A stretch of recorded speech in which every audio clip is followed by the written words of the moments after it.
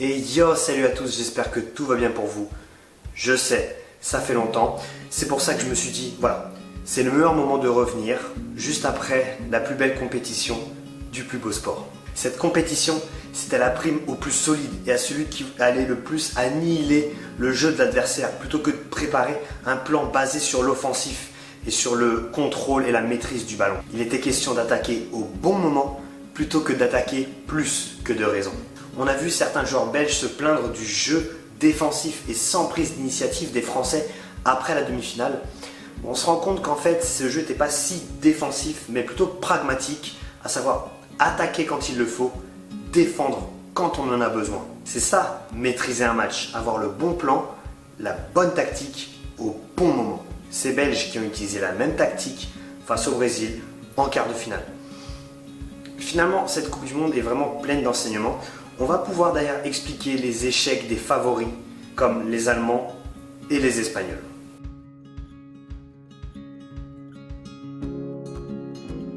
Les Allemands et Espagnols voulaient tellement avoir la maîtrise du jeu, tout à leur honneur parce que c'est dans leur ADN, qu'ils en ont oublié d'avoir un réel plan pour déstabiliser l'adversaire. Ils n'avaient que cette volonté de contrôler le ballon et d'avoir une domination territoriale.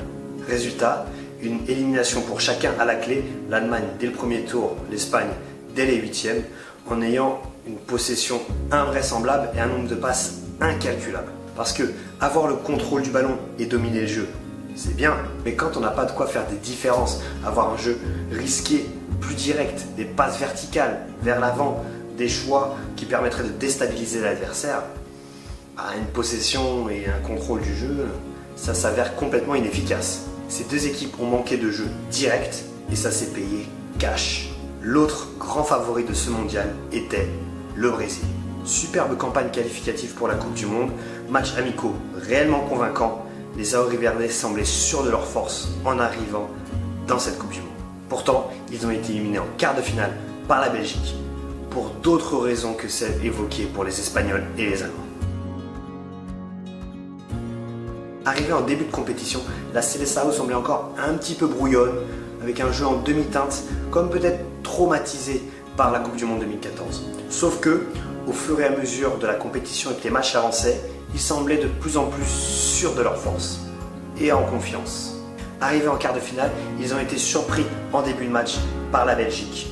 Et on a senti qu'ils ont été un petit peu pris de panique. Ils ont commencé à avoir des excès d'individualité et ont complètement bafoué leur football. Avoir des joueurs très techniques et rapides, c'est bien. Mais quand ces derniers mettent leur qualité au service du collectif, ça fonctionne beaucoup mieux. Et c'est ce qui ne s'est pas passé pour les Brésiliens. Et en l'occurrence, le leader technique de cette équipe, Neymar, n'a jamais su mettre son talent au service de ses coéquipiers. Il a essayé très souvent de forcer la décision seul, ça n'a jamais fonctionné. Le seul qui a réussi à s'en sortir dans ce collectif, à faire jouer ses partenaires, à jouer avec ses partenaires et que ses partenaires jouent pour lui, c'était Coutinho.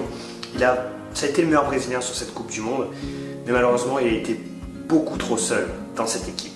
Et ces derniers n'ont jamais réussi à forcer la décision, ce petit truc qui leur aurait permis d'avoir une chance de remporter la Coupe du Monde. Certains joueurs brésiliens ont peut-être aussi trop pris les matchs à la légère, beaucoup trop sûrs de leur force et de leur qualité individuelle. Mais face à un bloc comme celui de la Belgique qui derrière joue très vite et bien, dans des matchs coup près comme ça, on ne peut pas s'en sortir. Un mot sur les deux meilleurs joueurs de notre époque, Cristiano Ronaldo et Lionel Messi. Cette Coupe du Monde nous a montré qu'un joueur, quel qu'il soit, ne peut définitivement pas gagner une Coupe du Monde à lui tout seul.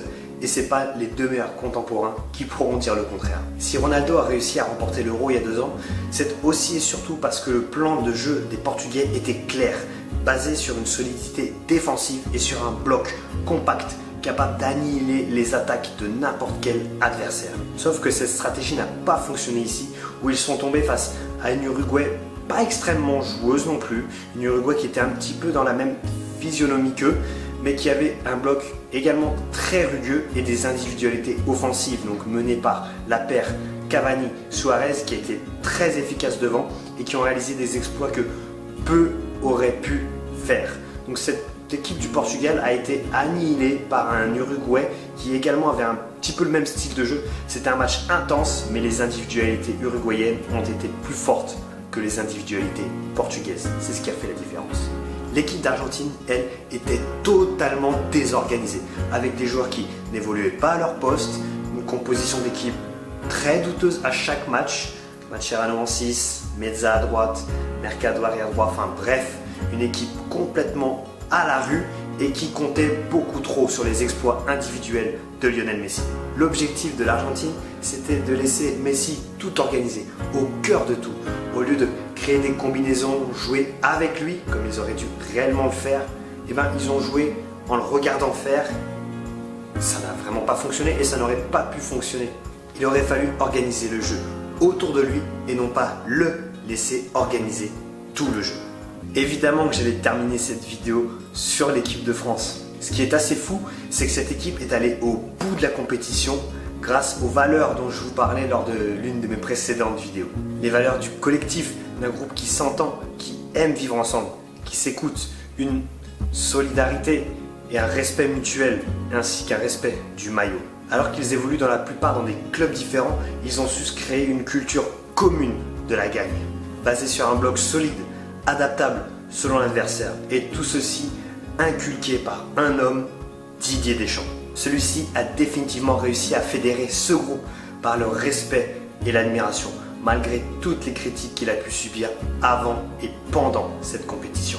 On aura énormément vibré durant toute la compétition.